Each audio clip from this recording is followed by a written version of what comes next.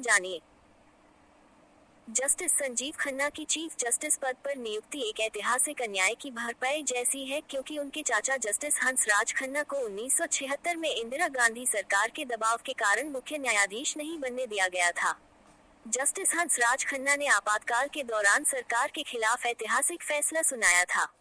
Supreme court के जज justice Sanjeev Khanna Bharat के 51वें मुख्य न्यायाधीश होंगे।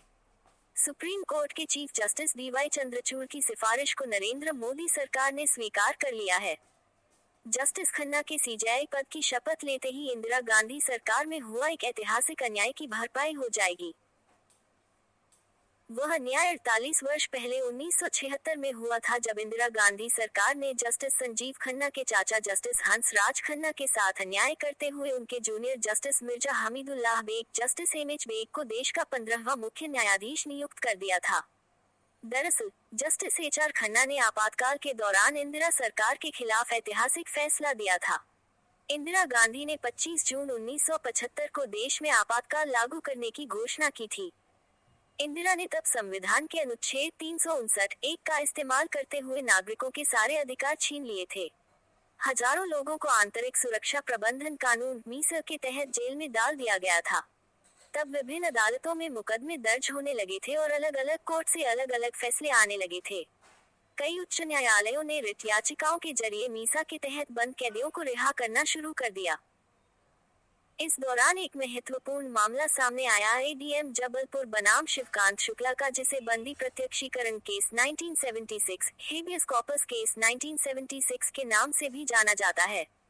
ये केस भारतीय न्यायिक इतिहास के मील का पत्थर है। इस पर इंदिरा सरकार सुप्रीम कोर्ट पहुंच गई।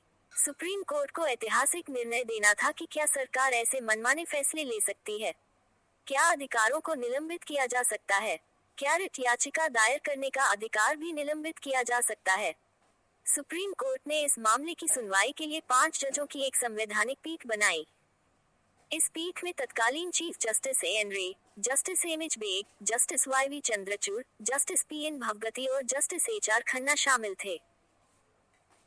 इंदिरा गांधी सरकार ने सुप्रीम कोर्ट में संविधान के अनुच्छेद 359(1) का हवाला देकर दावा किया कि आपातकाल में राज्य किसी भी मौलिक अधिकार को निलंबित कर सकता है, भले ही वह अनुच्छेद 21 के तहत मिला गैरकानूनी हिरासत के खिलाफ अधिकार ही क्यों न हो। सरकार ने यहाँ तक कहा कि सैद्धांतिक रूप से आपातकाल के दौरान राज्य जीवन भी ले सकता है।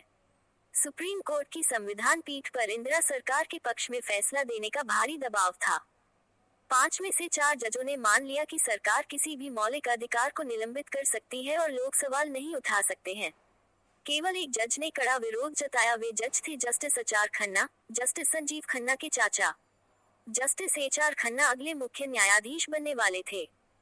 ऑथर सिद्धार्थ हिचिलियन ने सोशल मीडिया एक्स पर अपने एक पोस्ट में बताया है कि बंदी प्रत्यक्षीकरण मामले में अपना फैसला सुनाने से पहले एचआर खन्ना ने अपनी बहन को लिखा था। इस पत्र में जस्टिस खन्ना ने लिखा था, मैंने अपना फैसला तैयार कर लिया है, जिसकी कीमत मुझे भारत के मुख्य न्यायाधीश पद से चुकानी पड़ेगी। जस्टिस खन्ना सही थे। फैसला सुनाने के बाद खन्ना के जूनियर जज एमएच बेग को भारत का मुख्य न्यायाधीश बना दिया गया। एमएच बेग ने न केवल हैबियस कॉर्पस मामले में सरकार का साथ दिया था, बल्कि उन्होंने ये कहकर भी हद पार कर दी कि राज्य मां की तरह बंदियों की देखभाल कर रहा है। बेग को मुख्य न्यायाधीश नियुक्त किए जाने के बाद जस्टिस एचआर खन्ना ने इस्तीफा दे दिया। हैबियस कॉर्पस मामले में उन्होंने कड़ी चेतावनी दी थी कि लोगों के सबसे महत्वपूर्ण मौलिक अधिकारों और स्वतंत्रता पर सरकार का पक्ष लेना गलत है।